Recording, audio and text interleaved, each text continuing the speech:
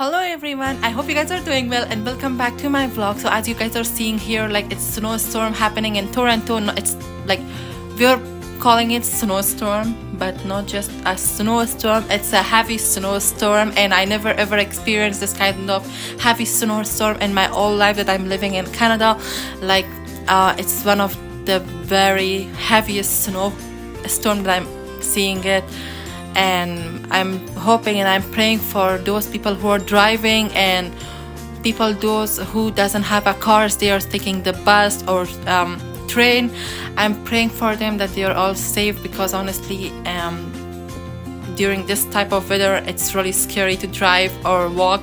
It's really scary, and honestly like when I see this weather, I cannot stop myself, and I came out from my home and it's really enjoyable, but also it's really cold, and I was just standing outside for like 10 or 15 minutes, but if I would be staying more than that, then maybe I will be becoming a statue because it's so cold and it's really hard to stay outside.